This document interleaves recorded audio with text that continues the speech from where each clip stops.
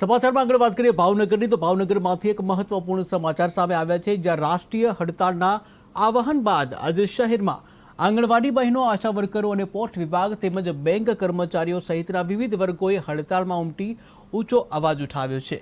Moti Bagh town હોલથી લઈ Ghogha gate સુધી યોજાયેલી રેલીમાં વિરોધનો જ્વલંત અવાજ ઉઠાવવામાં આવ્યો છે। રાષ્ટ્રીય હડતાળના અનુસંધાનમાં ભાવનગરના મોતીબાગ ટાઉન હોલ ખાતેથી ઘોઘા ગેટ સુધી આજે વિરોધ રેલી યોજાઈ હતી। 2018 બાદ આજ સુધી એક પણ પગાર વધારો નથી કરવામાં આવ્યો, તેમજ 2019ની પોષણ આહારની રકમ પણ હજુ યથાવત હોવાના આક્ષેપ સાથે કર્મચારીઓએ ભારે રોષ ઠાલવ્યો છે।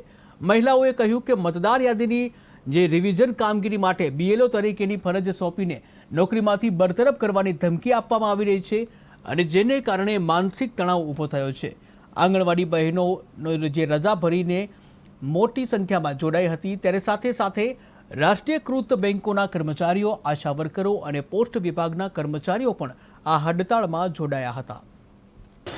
અરુણ મહેતા, CITUના ગુજરાત રાજ્ય મહામંત્રી તથા ગુજરાત આંગણવાડી કર્મચારી સંગઠન અને ગુજરાત આશા હેલ્થ વર્કરના ગુજરાતના પ્રમુખ છું।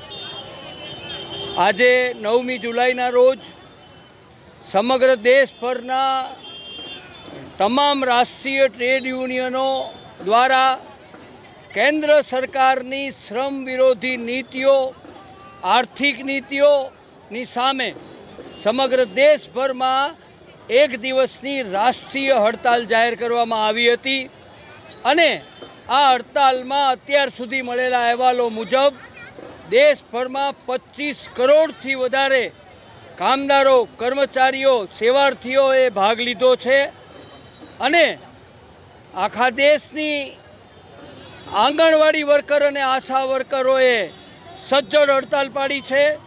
બેંક કર્મચારીઓ અને LIC કર્મચારી અને પોસ્ટલ વિભાગના કર્મચારીઓએ પણ સજ્જડ હડતાલ પાડી છે અને ગુજરાતમાં પણ 5 લાખથી વધારે કામદાર કર્મચારીઓ, આંગણવાડી, આશા વર્કર, બેંક, LIC યુનિયનના આગેવાનોએ સંપૂર્ણ જડબેસલાક હડતાલ પાડી છે।